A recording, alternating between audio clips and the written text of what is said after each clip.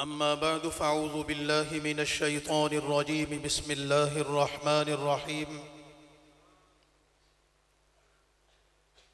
هو الذي أرسل رسوله بالهدى ودين الحق ليظهره على الدين كله ولو كره المشركون صدق الله العظيم إن الله وملائكته يصلون على النبي يا أيها الذين آمنوا صلوا عليه وسلموا تسليما اللهم صل على سيدنا ومولانا محمد عبدك ورسولك وصل على المؤمنين والمؤمنات.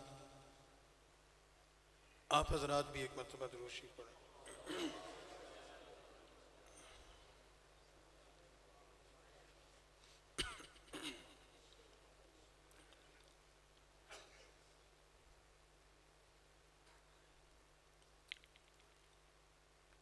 حضرات علماء کرام،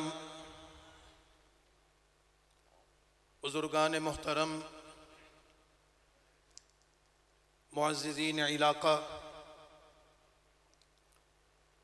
جمعیت علماء اسلام ضلع قصور تحصیل چونیا اور دیگر تحصیل سے آئے ہوئے ہمارے ضلعی اور تحصیل ذمہ داران، کارکنان، ہمارے رضاکار اور سالار صاحبان، اور بالخصوص اس ادارے کے منتظم اور ہمارے میزبان حضرت مولانا سعید الرحمن صاحب، آپ تمام حضرات کا تہ دل سے شکریہ ادا کرتا ہوں کہ آپ حضرات نے اس مبارک مجلس میں ہمیں بھی شرکت کی دعوت دی، اور آج ہم الحمدللہ یہاں موجود ہیں. آپ حضرات نے بھی اتنی بڑی تعداد میں یہاں شرکت فرمائی ہے.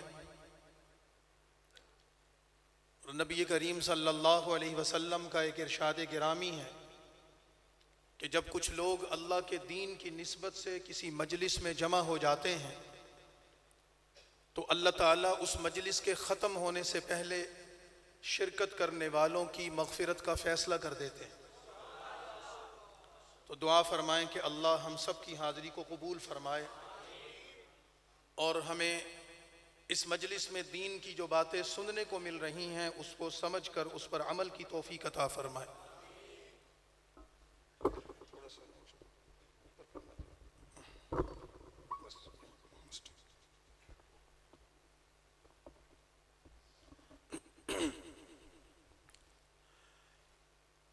میرے محترم دوستو، مجھ سے پہلے مولانا یہ فرما رہے تھے کہ مولانا سعید الرحمن فاروقی صاحب اس پروگرام کے لیے بہت محنت کرتے ہیں، اور ان کی محنت پر انہوں نے دلیل یہ دی کہ وہ اشتہارات لگاتے ہیں اور ایسی ایسی جگہ پر اشتہار لگاتے ہیں کہ کئی سال پہلے سے لگائے گئے اشتہارات اب بھی لگے ہوئے ہیں. اللہ ان کی محنت کو قبول فرمائے. لیکن اتنا کہہ دینا کافی نہیں ہے. آج کے مہنگائی کے دور میں جیسے ہم اپنے گھروں کی تقریبات کا انعقاد کرتے ہیں، مہمانوں کو بلاتے ہیں اور اس پر خرچ آتا ہے، پریشانی بنتی ہے، ذمہ داری ہوتی ہے، اسی طرح کسی مدرسے میں، جامعہ میں، مسجد میں جلسہ رکھنا، اس جلسے میں اتنی بڑی تعداد میں لوگوں کو لانے والوں کو دعوت دینا، جو آپ حضرات آئے ہیں آنے والوں کو دعوت دینا، مہمانوں سے وقت لینا، ان کے لیے انتظامات کرنا، جلسے کی تشہیر کے لیے بینر ہیں، اشتہارات ہیں، دعوتی مہم چلانا، گھر گھر جا کر پیغام دینا،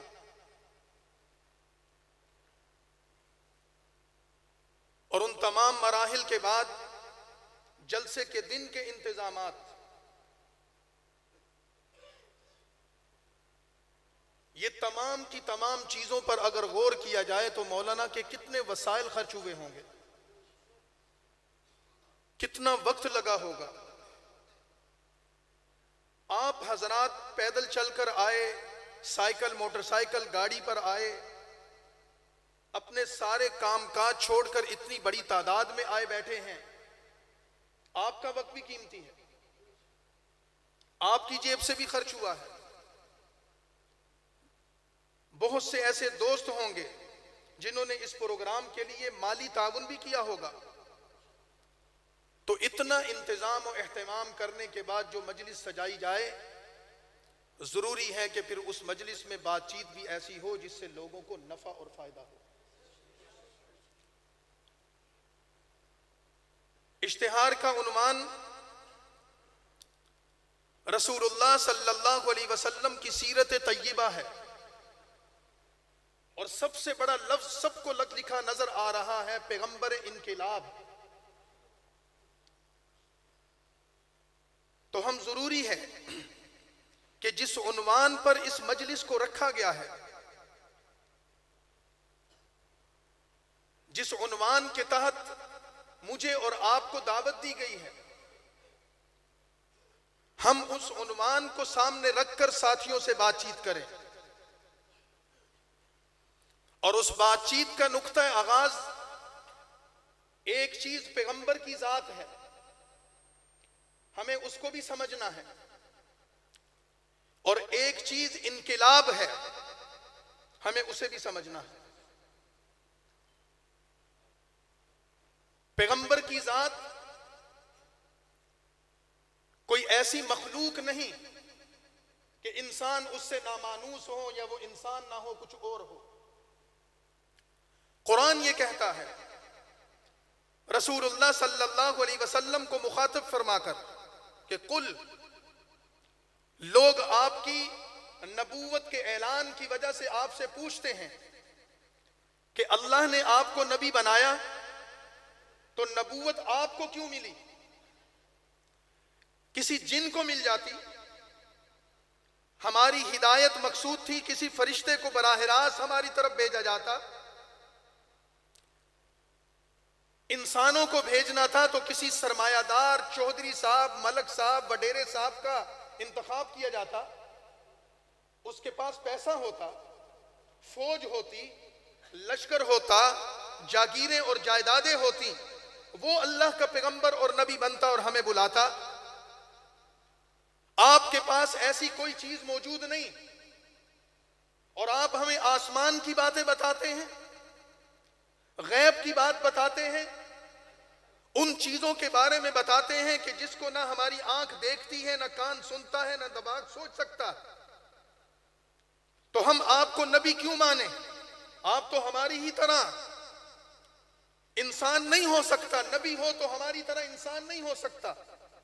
تو اللہ پیغمبر کی زبان سے یہ کہلواتا ہے کہ قل، آپ ان کو فرما دیجئے، انما انا بشر مثلکم، میں تمہاری ہی طرح کا انسان ہوں، جیسے تم ایک ماں باپ کی اولاد ہو، میں بھی ایک ماں باپ کی اولاد ہوں، جیسے تم کھانے پینے کے بعد پرورش پا کر جوان ہوئے ہو، میں بھی کھانے پینے کے بعد پرورش پا کر جوان ہوا ہوں، جیسے تم کاروبار کرتے ہو، بازاروں میں چلتے پھرتے ہو، اٹھتے بیٹھتے ہو، میری زندگی بھی اسی طرح گزرتی ہے، جس طرح تم رشتہ داریاں رکھتے ہو، شادی کرتے ہو، اولاد رکھتے ہو، اسی طرح میں بھی تمہاری طرح انسان ہوں، یہ سارے کام کرتا ہوں، لیکن تم میں اور مجھ میں ایک فرق ہے، یوحا الی، مجھ پر اللہ کا پیغام آتا ہے، تمہاری طرف براہ راست وہ پیغام نہیں آتا۔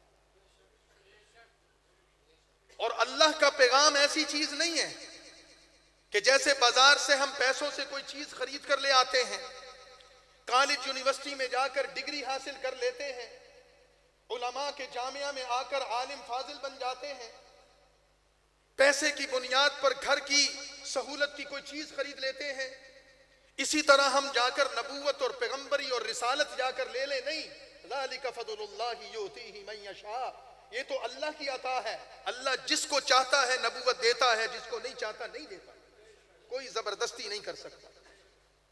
تو مجھ میں اور تم میں فرق یہ ہے کہ میں خدا کا پیغمبر ہوں، اللہ نے مجھ پر وحی کی ہے، مجھ پر اللہ نے اپنی کتاب اتاری ہے، لہٰذا میرا تعارف یہ ہے میں عام انسان تمہاری ہی طرح کا، لیکن نبوت نے مجھے تم پر سرفراز کر دیا، تم پر مقام بلند کر دیا ہے، مجھے نبوت کی وجہ سے وہ مرتبہ اور مقام عطا کر دیا ہے کہ پیغمبر چلتا زمین پر ہے اور اس کی آواز عرش پر سنی جاتی ہے، اللہ نے ان کو یہ مقام عطا کر دیا۔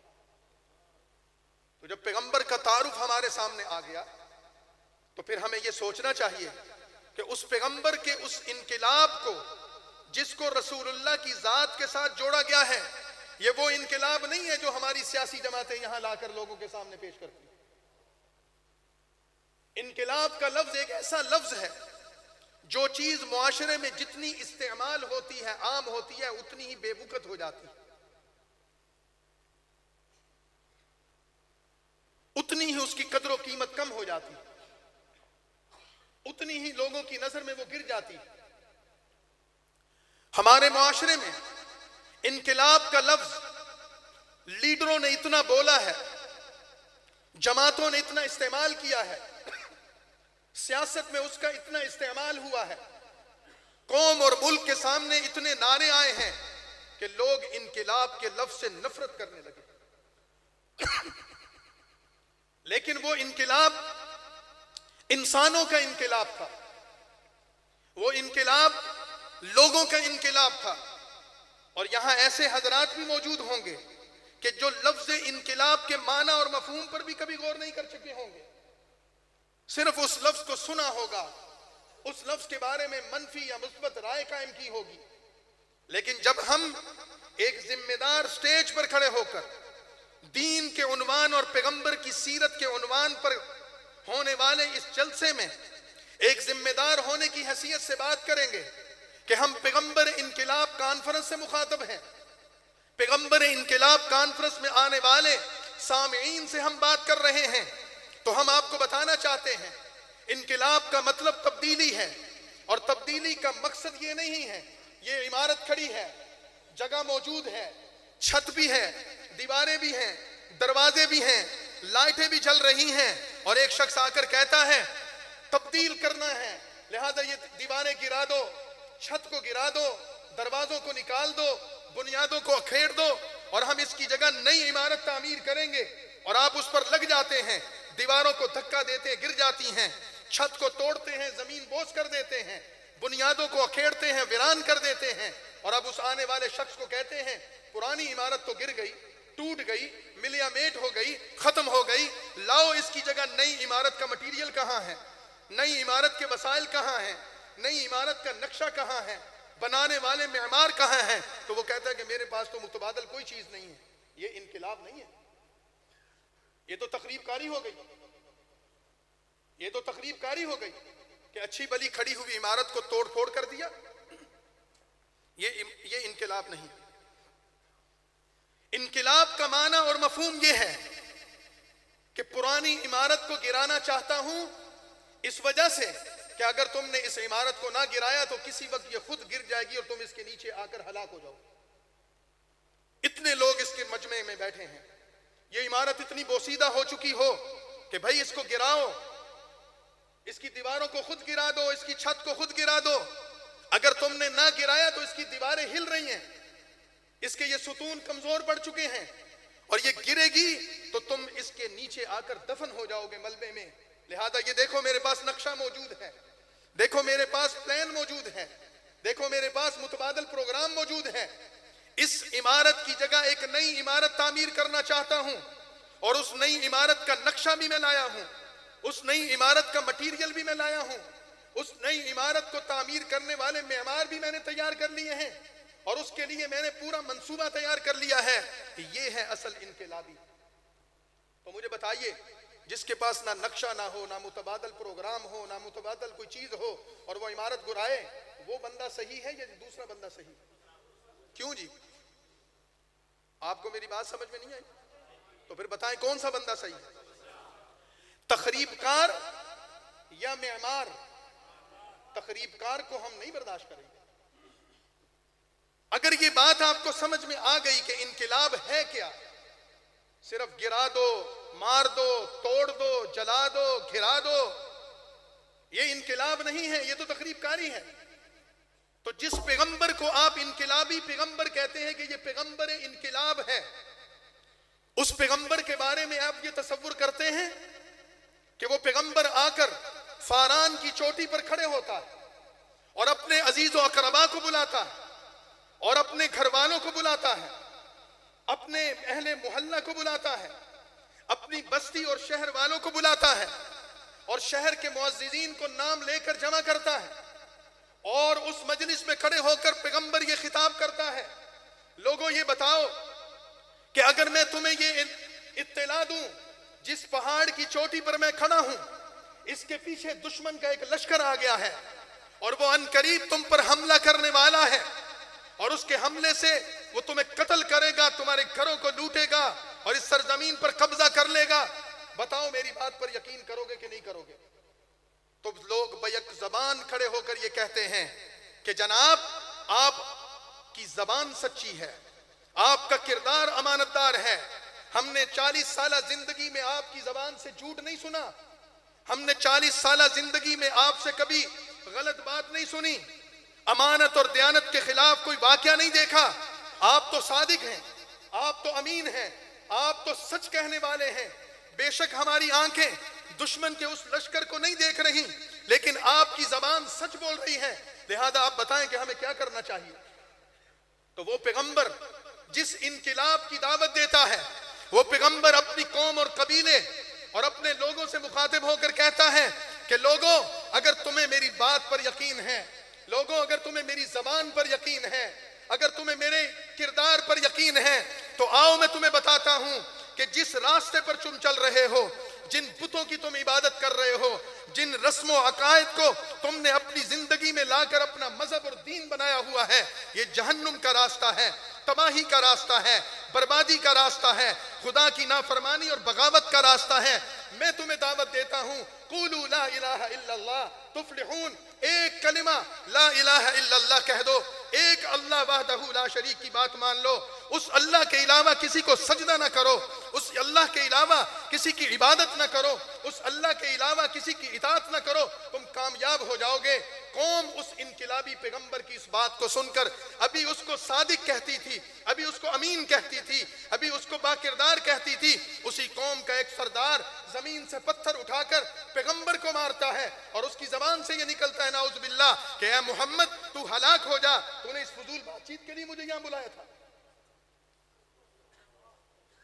تو پھر پیغمبر کا جواب کیا ہے کہ تم نے مجھے پہچانا نہیں ہے، تم نے میرے انقلاب کو پہچانا نہیں ہے، جس دین کی میں تمہیں دعوت دے رہا ہوں، جس انقلاب کی میں تمہیں دعوت دے رہا ہوں وہ انسانوں کا بنایا ہوا نہیں ہے، مجھے اللہ نے پیغمبر بنایا اور نبی بنایا۔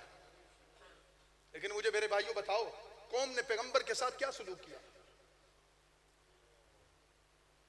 سیدہ عائشہ رضی اللہ تعالی عنہا نے رسول اللہ صلی اللہ علیہ وسلم سے یہ پوچھا کہ یا رسول اللہ آپ کی زندگی کا سخت دن کون سا تھا؟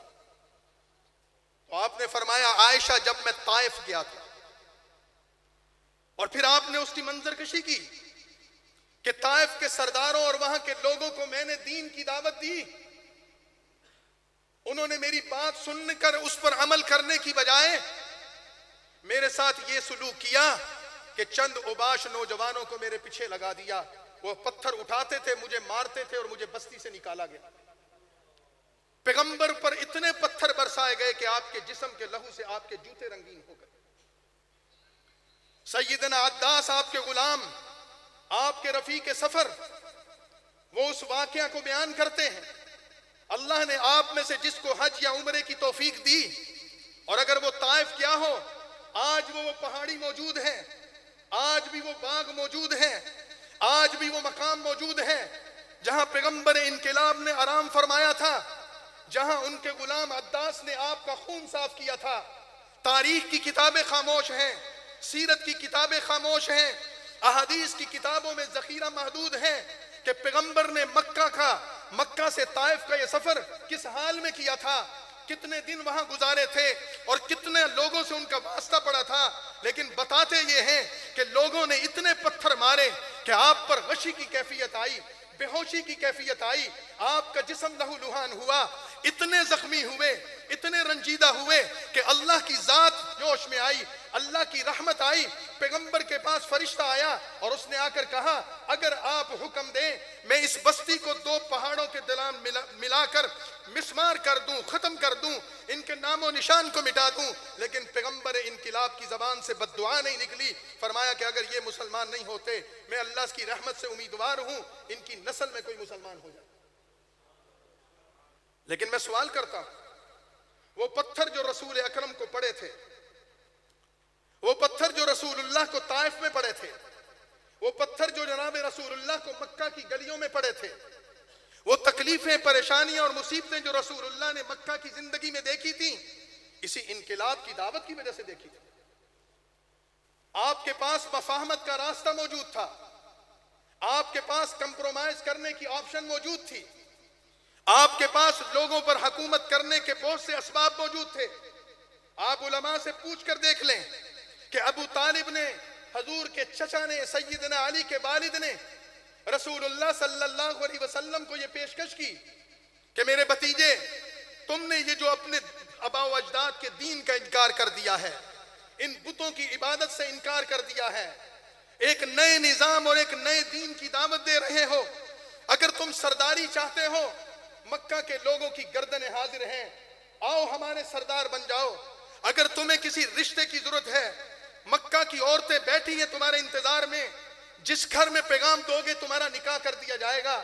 اگر تمہیں دولت کی، پیسے کی ضرورت ہے، مکہ کے لوگوں کے خزانے ہیں وہ تمہارے حوالے کر دیتے ہیں، لیکن تم اس دین کی دعوت کو چھوڑ دو۔ پیغمبر نے سرداری کو قبول نہیں کیا، پیغمبر نے رشتوں کو قبول نہیں کیا، پیغمبر نے پیسے کو قبول نہیں کیا، درہم اور دینار کو قبول نہیں کیا۔ میرے بھائیوں، دل پہ ہاتھ رکھ کر پیغمبر کے اس جواب کو سنو کہ پیغمبر نے فرمایا تھا کہ میرے چچا آپ مجھ سے سرداری کی بات کرتے ہیں، آپ مجھ سے رشتے ناتوں کی بات کرتے ہیں، آپ مجھ سے پیسے دولت کی بات کرتے ہیں، درہم اور دینار کی بات کرتے ہیں، رب کعبہ کی قسم آپ میرے ایک ہاتھ میں سورج لا کر رکھ دیں، دوسرے ہاتھ میں چاند لا کر رکھ دیں، میں اس کو ٹھکرا دوں گا، اللہ کے دین کی دعوت کو نہیں چھوڑوں۔ یہ پیغمبر کا کردار ہے، اس انقلابی دور کا آغاز ہے کہ جس نے پوری دنیا کو روشن کر دیا۔ علماء کرام نے یہ بات لکھی ہے، سیرت نگاروں نے اس کا تجزیہ کیا ہے۔ اگر رسول اللہ صلی اللہ علیہ وسلم صرف بادشاہ بننا چاہتے، سردار بننا چاہتے، لوگوں پر صرف حکومت کرنا چاہتے تو رسول اللہ صلی اللہ علیہ وسلم اپنے قوم اور اپنے قبیلے کو ملا کر سردار بن جاتے۔ آپ کی تو قومی عزت ہی بہت زیادہ تھی، آپ کے خاندان کی تو عظمت ہی بہت زیادہ تھی، آپ کے قبیلے کا تو احترام پورا عرب کرتا تھا، آپ کے لیے سرداری کرنا کوئی مشکل کام نہیں تھا۔ لیکن پیغمبر نے اپنی قوم اور اپنے قبیلے اور اپنی ذات اور برادری کی بنیاد پر لوگوں کو دعوت نہیں دی۔ پیغمبر نے قوم کا بت توڑا، قبیلے کا بت توڑا، برادری کا بت توڑا، پیغمبر نے کلمہ طیبہ کی بنیاد پر دعوت دی، پیغمبر نے کلمہ طیبہ کی بنیاد پر لوگوں کو بلایا ہے، پیغمبر نے کلمہ طیبہ کی بنیاد پر لوگوں کو اپنے ساتھ جوڑا ہے۔ اور وہ کلمہ طیبہ کیا تھا؟ لا الہ الا اللہ محمد الرسول اللہ۔ لا الہ الا اللہ محمد الرسول اللہ کا صرف یہ مطلب نہیں ہے کہ ہم اللہ کی عبادت کرتے ہیں، اللہ کے علاوہ کسی کی عبادت نہیں کرتے۔ عبادت کے ساتھ اطاعت بھی جڑی ہوئی، ہم اللہ کی اطاعت بھی کرتے ہیں، اللہ کے علاوہ کسی کی اطاعت نہیں کرتے۔ مسلمان تب تک مسلمان نہیں ہیں، عبادت ہم اللہ کی کریں، سجدہ اللہ کو کریں، نماز اللہ کی پڑھیں، روزہ اللہ کا رکھیں، زکوٰۃ اور حج اللہ کا کریں، اور زندگی ہم لوگوں کی اطاعت میں گزاریں، یہ دوہرا کردار اسلام میں نہیں چلنے والا۔ اگر ایسا ہوتا تو پیغمبر کو یہ پیشکش بھی کی گئی تھی، پیغمبر علیہ السلام کو یہ پیشکش بھی کی گئی تھی، ہم آپ کے خدا کو مان لیتے ہیں، آپ ہمارے خداؤں کو مان لیتے ہیں۔ پیغمبر نے اس پیشکش کو بھی قبول نہیں کیا، مسترد کر دیا۔ تو میرے بھائیوں، ہم نے دیکھنا ہے کہ پیغمبر کا انقلاب کیا ہے۔ وہ قوم، قبیلے اور برادری کی بنیاد پر نہیں ہے، وہ اس نظام کی بنیاد پر ہے کہ جس نے پرانے نظام کو اکھیڑ دیا. پیغمبر نے ایک جماعت تیار کی، پیغمبر نے لوگوں کی سوچ بنائی، پیغمبر نے لوگوں میں سے ایسے افراد تیار کیے کہ جن کی زندگی کفر میں گزر رہی تھی، جہالت میں گزر رہی تھی، جن کی زندگی بدعات میں گزر رہی تھی، لیکن پیغمبر نے اپنی محنت سے ایک ایسی جماعت تیار کی کہ وہ جماعت ایک ایسی جماعت تھی کہ پھر وہ صحراؤں میں نکلے، وہ جنگلات میں نکلے، انہوں نے دریا نہیں دیکھے، انہوں نے سمندر اور پہاڑ نہیں دیکھے، وہ جہاں پہنچے انہوں نے اللہ کے دین کی بات کی اور اسلام کے پرچم کو بلند کیا. پیغمبر مکہ میں پیدا ہوئے، مدینہ میں انتقال کر گئے، 23 سال کی نبوت کی زندگی میں چند ہزار لوگوں کی جماعت تیار کی، لیکن اس جماعت کی وہ محنت سامنے آئی. آج دنیا کے ہر خطے میں اسلام کا نظام، اسلام کا پیغام موجود ہے. لیکن ایک کمی رہ گئی ہے، اور وہ کمی یہ ہے کہ ہم پیغمبر کا نام لیتے ہیں، ہم پیغمبر کا کلمہ پڑھتے ہیں، عبادت اللہ کی کرتے ہیں، لیکن اطاعت کا وقت آتا ہے تو پھر ہمیں اللہ کی اطاعت اور پیغمبر کی اطاعت کی بجائے ہمیں اپنی قوم، اپنا قبیلہ، اپنی برادری، اپنے رسم و رواج، اپنے چودھری صاحب اور ملک صاحب یاد آ جاتے ہیں، اور پھر ہمیں اپنی سوسائٹی یاد آ جاتی ہے، پھر ہمیں اپنا معاشرہ یاد آ جاتا ہے. کیا ہم مسلمان یہ صحیح کردار کے مالک ہیں؟ اس پر آج ہمیں سوچنا ہوگا. رسول اللہ صلی اللہ علیہ وسلم نے جو معاشرہ تشکیل دیا تھا وہ تو بیت الخلاء کے استنجا کرنے کے طریقے سے لے کر ریاست چلانے تک کا طریقہ ہمیں بتا کر گئے. بیت الخلاء میں جانا اور استنجا کرنا یہ کون سی چیز ہے؟ لیکن سلمان فارسی رضی اللہ تعالیٰ کو ان کے سامنے کسی کافر نے اعتراض کیا کہ جس پیغمبر کا تم ہمیں بتاتے ہو اس پیغمبر نے تو بیت الخلاء میں جانے کا طریقہ بتایا اور استنجا کیسے کرنا ہے، جانا کیسے ہے، آنا کیسے ہے؟ تو انہوں نے فرمایا کہ یہ پیغمبر کا عیب نہیں ہے، یہ پیغمبر کا کمال ہے کہ وہ معلم تھے. انما بعثت معلما، ہمارے استاد تھے، ہمارے روحانی باپ تھے، انہوں نے ہماری زندگی کے ہر گوشے میں ہماری رہنمائی کی، حتیٰ کہ ہمیں بیت الخلاء میں استنجا کرنے کا طریقہ بھی وہ بتا کر گئے. پیغمبر ایسا نظام لے کر آئے. اب آج پیغمبر کا نام ہے، پیغمبر کے انقلاب کا نام ہے، عنوان ہے، لیکن ہماری عملی زندگی میں وہ نظام موجود نہیں ہے. رسول اللہ صلی اللہ علیہ وسلم کا مقابلہ کس نے کیا؟ اس وقت کے سرداروں نے، وڈیروں نے، جاگیرداروں نے. پیغمبر صلی اللہ علیہ وسلم ان کے ساتھ کمپرومائز کر سکتے تھے، مفاہمت کا راستہ اختیار کر سکتے تھے، ان کی پیشکش کو پیغمبر قبول کر سکتے تھے، لیکن انہوں نے اس پیشکش کو قبول نہیں کیا. عزیمت کا راستہ اختیار کیا، قربانی کا راستہ اختیار کیا، مقابلہ کیا، وقت کے جابروں کا مقابلہ کیا، دشمنوں کا مقابلہ کیا، مخالفتوں کو برداشت کیا، جنگ کے میدان سجے، پیغمبر سپہ سالار بن کر میدان میں رہے. پیغمبر نے سفر اور حزب کی تکلیفیں اور پریشانیاں دیکھی، لیکن پیغمبروں نے کافروں کے نظام کے ساتھ کمپرومائز نہیں کیا. آج جب ہم لوگوں سے بات کرتے ہیں کہ جب ہم مسلمان ہیں، کلمہ طیبہ پڑھتے ہیں، تو پھر ہمارا کلمہ طیبہ صرف عبادات تک محدود نہیں ہونا چاہیے، پھر ہمیں زندگی کے ہر گوشے میں اطاعت کا راستہ اختیار کرنا چاہیے. تو لوگ ہم سے پوچھتے ہیں کہ اطاعت کیا ہے؟ تو ہم کہتے ہیں کہ اطاعت یہ ہے کہ جس طرح تم خدا کے لیے نماز پڑھتے ہو، خدا کے نام پر عبادت کرتے ہو، خدا کے نام پر روزہ حج زکوٰۃ کرتے ہو، اسی طرح تمہاری عدالت بھی خدا کے نام پر ہونی چاہیے، تمہارا تھانہ کچہری بھی پیغمبر کے طریقے پر ہونا چاہیے، تمہارے فیصلے بھی پیغمبر کے طریقے پر ہونے چاہیے، تمہاری تجارت بھی پیغمبر کے طریقے پر ہونی چاہیے، تمہارا ملک اور ریاست بھی پیغمبر کے طریقے پر ہونا چاہیے. تو لوگ ہم سے کہتے ہیں کہ مولانا صاحب آپ نے ریاست کی بات کی، آپ نے نظام کی بات کی، آپ نے معیشت کی بات کی، آپ نے عدالت کی بات کی، مجھے لگتا ہے کہ آپ سیاسی مزاج رکھتے ہیں. تو ہم سیاسی بات نہیں سنتے، مولویوں کا سیاست میں کیا کام؟ اب وہ مسلمان ہے، کلمہ طیبہ پڑھ رہا ہے، پیغمبر صلی اللہ علیہ وسلم کی زندگی پر بات کر رہا ہے، اور پھر وہ کہتا ہے کہ دین کا سیاست سے کیا کام ہے؟ مسلمانوں کو اپنی سوچ درست کرنی ہوگی. ہم جن مسائل کا شکار ہیں،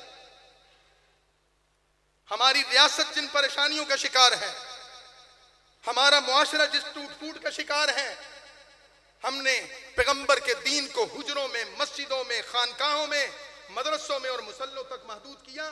اس کا نتیجہ آج ہم بھگت رہے ہیں۔ ہم انسانوں کے غلام بن کر زندگی گزار رہے ہیں، اور پیغمبر کی دعوت انسانوں کو انسانوں کی غلامی سے نکال کر ایک خدا کا غلام بنانا اور اس کا بندہ بنانا تھا۔ پیغمبر نے انسانوں کی غلامی سے، انسانوں کی غلامی سے نکالنے کا کام شروع کیا۔ پیغمبر پر پتھر برسائے گئے، پیغمبر کے خلاف پروپیگنڈا کیا گیا، پیغمبر کے خلاف جنگ کے میدان سجائے گئے۔ آج جو علماء، آج جو لوگوں کو انسانوں کی غلامی سے نکالنا چاہتے ہیں، ملک کو غلامی سے نکالنا چاہتے ہیں، ریاست کو غلامی سے نکالنا چاہتے ہیں، سسٹم کو غلامی سے نکالنا چاہتے ہیں، حکمرانوں کو ریاست سے، حکمرانوں کو غلامی سے نکالنا چاہتے ہیں، قوم کو غلامی سے نکالنا چاہتے ہیں، ٹی وی پر بیٹھے لوگ ان پر پتھر برسا رہے ہیں، سوسائٹی میں بیٹھے لوگ ان پر تانے کس رہے ہیں، ان کو سیاسی مولوی کا نام دے رہے ہیں۔ ہم ان کو بتانا چاہتے ہیں تمہارے یہ تانے، تمہارا یہ طنز، تمہارے یہ الزامات اور تمہارے یہ پتھر نئے نہیں ہیں۔ یہی پتھر طائف کی وادی میں پیغمبر کو پڑے تھے، یہی پتھر مکہ کی وادی میں پیغمبر کو پڑے تھے۔ یہ پتھر کھانا بھی پیغمبر کی سنت ہے، لیکن جس طرح پیغمبر نے یہ فرمایا تھا کہ ہم اپنی دعوت کو نہیں روکیں گے، ہمارے ہاتھ میں سورج لا کے رکھ دو، ہمارے ہاتھ میں چاند لا کر رکھ دو، میں اللہ کے دین کی بات کرتا رہوں گا۔ ہم بھی آج اس کانفرنس میں کھڑے ہو کر یہ عہد کرنے کے لیے آئے ہیں، تمہارے پتھر آئیں گے، تمہارے تیر آئیں گے، تمہارے نشتر آئیں گے، تمہاری مخالفت ہوگی، تمہارے چودھری، تمہارے وڈیرے، تمہارے نواب، تمہارے جاگیردار اسلام کے نظام کے راستے میں رکاوٹ بنیں گے، ہم ان کا مقابلہ کریں گے، لیکن خدا کی قسم اسلام کے راستے سے پیچھے نہیں ہٹیں گے۔ اس کے لیے ہمیں جو بھی قربانی دینی پڑے گی انشاءاللہ ہم دیں گے۔ پیغمبر کے زمانے میں اور آج کے زمانے میں کیا مماثلت ہے؟ اس وقت بھی نواب، وڈیرے، جاگیردار پیغمبر کے راستے میں رکاوٹ بنے ہوئے تھے، اور آج کے دور کے نواب اور وڈیرے اور جاگیردار بھی اسلام کے راستے کی رکاوٹ بنے ہوئے ہیں۔ آپ میں سے کتنے لوگ ہیں جو کہتے ہیں کہ اسلام نہیں ہونا چاہیے؟ کوئی ہے جو کہتا ہے پاکستان میں اسلام نہ ہو؟ کتنے لوگ چاہتے ہیں کہ پاکستان میں اسلام ہو؟ سبھی چاہتے ہیں۔ تو آپ اکیلے تو نہیں ہیں، آپ کی قوم پیچھے بیٹھی ہے، قبیلہ ہے، برادری ہے، فیملی ہے، گھر والے ہیں۔ آپ راستے میں کھڑے ہو جائیں، لوگوں سے پوچھیں، ملک اسلام، ریاست اسلام کے نام پر بنی ہے، کلمہ طیبہ پارلیمنٹ کے اوپر لکھا ہوا ہے، اسلامی جمہوریہ پاکستان ہے، اس کے آئین میں لکھا ہے کہ یہ اسلامی ملک ہے، اس کا سربراہ مسلمان ہوگا، قرآن و سنت کی حاکمیت ہوگی، اللہ اور اس کے رسول کے خلاف کوئی قانون نہیں بنے گا۔ یہاں اسلام آنا چاہیے کہ نہیں آنا چاہیے؟ ہر شخص یہ کہے گا اسلام آنا چاہیے، لیکن اس اسلام کے راستے میں پھر رکاوٹ کون ہے؟ اس اسلام کے راستے میں 70-75 سالوں سے رکاوٹ کون بنا ہوا؟ وہ وڈیرے، جاگیردار، کوئی ملک ہے، کوئی چودھری ہے، کوئی فلاں ہے، اور وہ غیر نہیں ہیں، آپ کے اپنے ہیں جن کو آپ ووٹ دے کر اسمبلیوں میں بھیجتے ہیں۔ یہاں آپ کہتے ہیں کہ اسلام آنا چاہیے، اور جس دن ووٹ کی باری آتی ہے آپ کہتے ہیں کہ مولوی نے تو ویسے ہی ہار جانا، میں کیوں ووٹ دوں؟ پھر آپ کو برادری یاد آ جاتی ہے، پھر آپ کو قوم اور قبیلہ یاد آ جاتا ہے، پھر آپ کو اپنا تعلق اور رشتہ یاد آ جاتا ہے۔ تو بتائیے کہ ہم کیسے مسلمان ہیں؟ نام پیغمبر کا، کانفرنس پیغمبر کے نام پر، اسلام ہم سب چاہتے ہیں، اپنے بچوں کو اسلام کے راستے پر چلانا چاہتے ہیں، امن ہم سب چاہتے ہیں، سودی معیشت سے جان ہم چھڑوانا چاہتے ہیں، اسلامی نظام تعلیم ہم چاہتے ہیں، کاروبار اسلام کے مطابق ہم چاہتے ہیں، طلاق، نکاح، جنازہ، مرنا اور جینا ہم سب کچھ اسلام کے مطابق کرنا چاہتے ہیں۔ لیکن جب ہم آپ کو کہتے ہیں کہ اسلام کے لیے ہمیں ووٹ دو، اسلام کے لیے علماء کو پارلیمنٹ میں پہنچاؤ، اسلام کے لیے پیغمبر کے اس نظام کے لیے پیغمبر کے نظام کو جاننے والے علماء کو پارلیمنٹ میں بھیجو، تو آپ کہتے ہیں کہ مولانا کا سیاست میں کیا کام ہے؟ تو پھر مسلمانوں اپنے اس دوہرے معیار پر غور کرو، اپنے اس معیار پر غور کرو۔ 75 سال سے یہ لوگ ہمیں غلام بنائے ہوئے ہیں، ہمارے بڑے ان کی غلامی کرتے چلے گئے اور آج ہم ان کے غلام ہیں. ہماری نسلیں بھی ان کی غلام رہیں گی. تو کیا ہم نے غلامی پر قناعت کرنی ہے؟ کیا ساری زندگی غلامی کا توق گلے میں ڈال کر گزارنا ہے؟ ساری زندگی ہتھکڑیاں ڈال کر، پاؤں میں بیڑیاں ڈال کر زندگی گزارنی ہے؟ یہ تھانہ، یہ کچہری، اس میں بیٹھے ہوئے پولیس افسران، یہ فوج کے وردی پہنے ہوئے لوگ اپنے بوٹوں کے نیچے ہماری عزتوں کو رونگتے ہیں. ہماری زمینوں پر یہ لوگ قبضے کرتے ہیں. ظالموں کو قوت حاصل ہے، مظلوم کا کوئی مددگار نہیں ہے. تو مجھے بتاؤ کہ یہ پیغمبر کی سیرت ہے؟ کس پیغمبر کے ماننے والے؟ پیغمبر راستے سے گزر رہے تھے، ایک باندی نے، باندی کون؟ ایک غلام عورت جس کا کوئی حسب نسب معلوم نہیں، جس کا کوئی خاندان نہیں، شکل و صورت معلوم نہیں، اس نے پیغمبر کو آواز دی کہ یا رسول اللہ مجھ پر ظلم ہوا، میری مدد کیجئے. پیغمبر نے اپنی چادر اٹھائی اور زمین پر بچھا دی، تشریف فرما ہوئے اور فرمایا تو مجھے مدینے کی جس گلی میں بلائے گی محمد تیری بات سنے گا. یہ کردار کس نے ادا کرنا ہے؟ آج مظلوم کے ساتھ ظلم ہو جاتا ہے، آج مظلوم کے ساتھ زیادتی ہو جاتی ہے. کتنے لوگ ہیں جو ظالم کے مقابلے پر کھڑے ہوتے ہیں؟ کتنے لوگ ہیں وڈیروں کے مقابلے پر کھڑے ہوتے ہیں؟ کتنے لوگ ہیں ان ظالم لوگوں کا ہاتھ روکتے ہیں؟ پیغمبر کی سیرت کا یہ پہلو تو ہمیشہ ہم نے دیکھا. پیغمبر کو مسواک ایسی پسند تھی، پیغمبر کی شلوار ٹخنوں سے اونچی ہوتی تھی، پیغمبر سر پر ٹوپی رکھتے، پگڑی رکھتے تھے، پیغمبر داڑھی رکھتے تھے، پیغمبر کو میٹھا پسند تھا، پیغمبر کھانے میں یہ تناول فرماتے تھے، بستر پر ایسے راحت فرماتے تھے، پیغمبر کا سراپا اور حسن ایسا تھا. ہمارے علماء نے بھی سیرت کے یہی پہلو بیان کیے، لیکن لوگوں کو یہ کیوں نہیں بتایا جا رہا؟ پیغمبر ایک عادل حکمران بھی تھے، لوگوں کے فیصلے بھی کرتے تھے. پیغمبر ایک عدالت میں بیٹھے ہوئے جج بھی تھے، لوگوں کے تنازعات میں آپ پنچایتی بنتے تھے، جج اور منصف بنتے تھے. پیغمبر ایک سپہ سالار بھی تھے، مقابلے پر نکلتے تھے، اللہ کے دشمنوں کے سامنے تلوار لے کر کھڑے ہوتے تھے. پیغمبر ایک قوم کے نگہبان بھی تھے، ساری رات میں لوگ سوئے ہوتے، پیغمبر گھوڑے پہ سوار ہو کر مدینے کا چکر لگایا کرتے تھے. پیغمبر قوم کے خدمتگار بھی تھے کہ لوگ اپنے گھروں میں سوئے ہوتے، پیغمبر ان کے کام کرتے، ان کی مدد کرتے تھے. لوگوں کو یہ کیوں نہیں بتایا جاتا؟ پیغمبر ایک حکمران بھی تھے، کافروں کے وفود ان کے پاس آتے، ملکوں کے وفود ان کے پاس آتے، ریاستوں کے وفود ان کے پاس آتے. پیغمبر کے وفود اور خطوط دوسرے ملکوں اور ریاستوں کے پاس جاتے تھے. پیغمبر فاتح بھی تھے، پیغمبر سپہ سالار بھی تھے.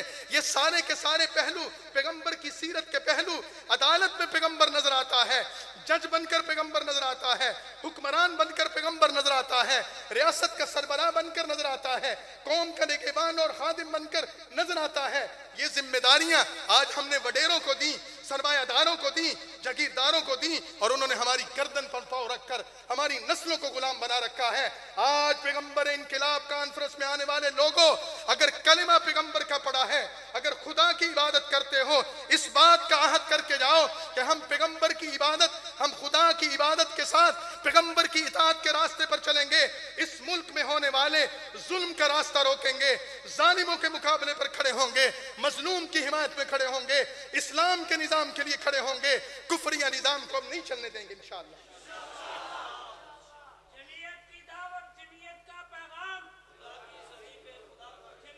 ہماری رگوں میں خوف ہے، ہم تھانے دار سے ڈرتے ہیں، ہم پولیس کے ذمہ داران سے ڈرتے ہیں، ہم وڈیروں، چودھریوں، ایم این اے، ایم پی اے، منسٹروں، وزیروں سے ڈرتے ہیں. میرے بھائیوں، اگر اپنی نسلوں کی آزادی چاہتے ہو تو اس خوف کو نکال دو، اس غلامی سے نکلو. 75 سالوں سے ہم نے اس نظام کو چلتے دیکھا. خدا کی قسم اس نظام نے ہمیں تباہ کر کے رکھ دیا ہے، ہماری نسلوں کو برباد کر کے رکھ دیا ہے.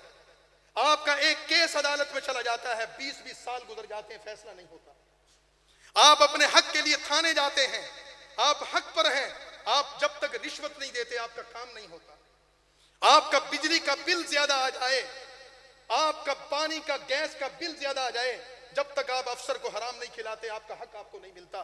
کب تک اس گندے اور غلیظ نظام کے ساتھ چلتے رہو گے؟ کب تک یہ ظلم برداشت کرتے رہو گے؟ قرآن کریم نے بنی اسرائیل کے حالات ذکر کیے ہیں. قرآن کریم کیا کہتا ہے؟ کہ بنی اسرائیل بدترین غلامی کا شکار تھے. فرعون نے ان کو اپنا غلام بنا لیا تھا. یذبحون ابناءکم ویستحیون نساءکم وفی ذالکم بلاء من ربکم عظیم. اے قوم یاد کرو جب وہ تمہارے لڑکوں کو ذبح کرتا تھا، تمہاری عورتوں کو غلام بناتا تھا. وہاں ذبح کرنا گلا کاٹنا ہے، عورتوں کو غلام بنانا خدمتگار بنانا ہے. یہاں ہمارے نظریات کو ذبح نہیں کیا جا رہا. جن کالجوں یونیورسٹیوں میں ہم اپنے بچوں کو بھیجتے ہیں، ان کالجوں یونیورسٹیوں کے نظام اور ماحول میں ہمارے بچوں کا ایمان تباہ نہیں ہو رہا. جس کاروبار کے لیے ہم بازار جاتے ہیں، اس بازار میں سودی کاروبار ہماری برکتیں ختم نہیں کر رہا. جس سوسائٹی اور معاشرے میں ہم موجود ہیں، وہاں ہونے والا ظلم کیا خدا کی رحمت اتارے گا یا خدا کا غصہ اتارے گا؟ تو ہم تو اس کا حصہ ہیں، ہم تو اس کے پروموٹر ہیں، ہم تو اس کے سپورٹر ہیں. آج الیکشن کا اعلان ہو جائے، ہم پاکستان میں نظام کی تبدیلی چاہتے ہیں، انقلاب چاہتے ہیں. ہمارے پاس نقشہ موجود ہے قرآن کی شکل میں، ہمارے پاس متبادل نظام موجود ہے نبی کی سیرت کی شکل میں، ہمارے پاس متبادل نظام موجود ہے قرآن کے قوانین کی شکل میں. ہم یہ کہتے ہیں اس گندے نظام کو تباہ کرو، اس گندی عمارت کو گراؤ، اس گرتی ہوئی دیوار کو ایک زوردار دھکا دو. آؤ مل کر یہاں اسلام کا نظام لائیں، قرآن کا نظام لائیں، سیرت کا نظام لائیں، پیغمبر اور خدا کا نظام لائیں. لیکن یہ نظام مسلم لیگ نہیں لائے گی، پیپلز پارٹی نہیں لائے گی، پی ٹی آئی نہیں لائے گی، کوئی اور جماعت نہیں لائے گی. یہ نظام وہ لائیں گے جن کے پاس قرآن کا علم ہے، جن کے پاس حدیث کا علم ہے، جن کے پاس سیرت کا علم ہے، جن کے پاس قرآن کا قانون موجود ہے. وہ یہ علماء ہیں، وہ جمعیت علماء ہیں جنہوں نے 70 سال 75 سال پاکستان بنانے کی لڑائی لڑی، پاکستان کے بچانے کی لڑائی لڑی، پاکستان میں ختم نبوت کی تحریک چلائی، عقیدہ ختم نبوت کا تحفظ کیا، عظمت صحابہ کا تحفظ کیا، پاکستان کو اسلامی آئین دیا، پاکستان کے عوام کے حقوق کی لڑائی لڑی.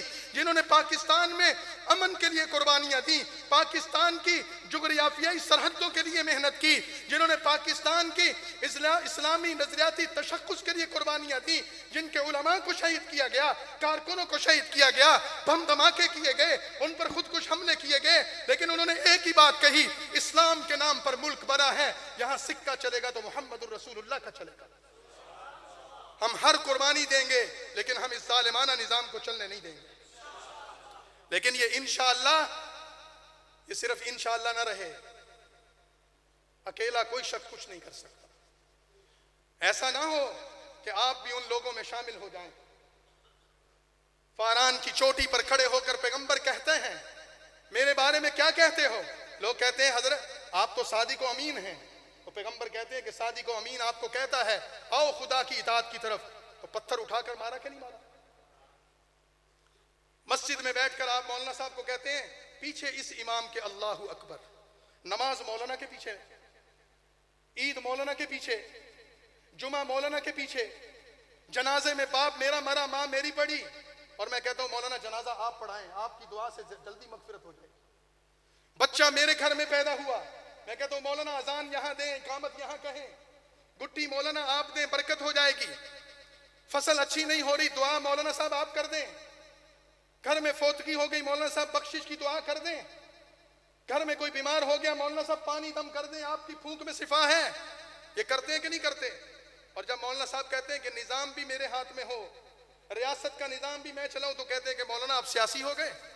جس کی پھونک میں شفا تھی اس کے فیصلے میں برکت کیوں نہیں ہوگی؟ جس کے پیچھے آپ نے نماز کی 2 رکعتیں 4 رکعتیں پڑھی، اگر اس کی اقتداء میں ملک کا نظام بھی چلے تو کیوں نہیں برکت ہو؟ مولوی کا قصور کیا ہے؟ جمعیت علماء کا قصور کیا ہے؟ مولانا فضل الرحمان کا قصور کیا ہے؟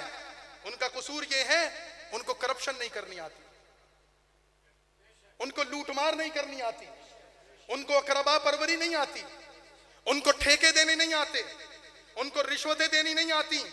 پاکستان کی ہسٹری میں جتنے علماء وزیر بنے، جتنے لوگ جمعیت علماء اسلام کی پارلیمنٹ کے ممبر بنے، پاکستان کی کوئی سیاسی جماعت اور اس کی قیادت ایسی نہیں جس پر کرپشن کا الزام نہ ہو، جنہوں نے جیلیں نہ کاٹی ہوں، جن پر کیس نہ ہو، عدالتوں میں جنہوں نے دھکے نہ کھائے ہوں، ایک واحد یہ علماء ہیں، جمعیت علماء ہے، جن کے کسی وزیر پر، کسی رکن پارلیمنٹ پر، کسی بھی شخص پر کرپشن کا ایک کیس بھی ثابت نہیں ہو سکا۔ تو ایسی پاکیزہ کردار قیادت نہیں ہونی چاہیے؟ تو پھر ووٹ کیوں دیندے انہوں نے؟ پھر ووٹ کیوں دیتے ان کو؟ پھر کہتے ہیں جی ہماری برادری ہے۔ تو مکہ کے مشرک بھی کیا کہتے تھے؟ مکہ کے مشرک بھی کیا کہتے تھے؟ لگتا ہے آپ کو خطرہ ہو گیا کسی بات سے۔ اچھا ٹھیک، خطرہ ہو گیا تو پرچہ میرے خلاف ہوگا، فکر نہ کریں۔ سننے والوں کے خلاف کوئی پرچہ نہیں ہوتا، بولنے والے پر پرچہ ہوتا ہے۔ سننے والوں پر کوئی الزام نہیں ہے۔ اگر کسی کو ڈر ہے، خوف ہے، تو وہ بے شک کہہ دے کہ میں جلسے میں شریک نہیں تھا، کیا پتا کون آیا تھا۔ لیکن ہم اس ملک اور اس عوام کو بتانا چاہتے ہیں، اس وڈیرہ شاہی اور اس ظالمانہ سسٹم کو بتانا چاہتے ہیں، انشاءاللہ ہمارے ہاتھ ہے اور تمہارا گریبان ہے۔ تمہاری فرعونیت کو، تمہاری رعونت کو، تمہارے تکبر کو، تمہاری اس جاگیرداری سسٹم کو ہمارے اپنے پاؤں کے نیچے رون دیں گے انشاءاللہ۔ اس ظلم کے نظام کو چلنے نہیں دیں گے۔ مولانا فضل الرحمان کی قیادت میں اس ملک کے نظام کو بدلیں گے انشاءاللہ۔ اتنی بڑی تعداد میں نوجوان بیٹھے ہیں، بزرگوں کو بات سمجھانا ذرا مشکل ہوتا ہے، کہتے ہیں اسی آپ سے آنے ہیں۔ نوجوانوں آپ سمجھو، ہمارے آباء و اجداد نے غلامی کی ہے، ہم اس بات کا عہد کریں جس پیغمبر کے ہم نام لیوا ہیں، ہم غلامی کی زنجیریں توڑیں گے انشاءاللہ۔ اس ملک میں پیغمبر کا نظام لائیں گے، اس ملک میں پیغمبر کا قانون لائیں گے۔ آج کے بعد ہماری زندگی اس کے لیے وقف ہونی چاہیے۔ تیار ہے اس کے لیے؟ انشاءاللہ بقیہ باتیں پھر زندگی رہی تو آ کر کریں گے۔ وآخر دعوانا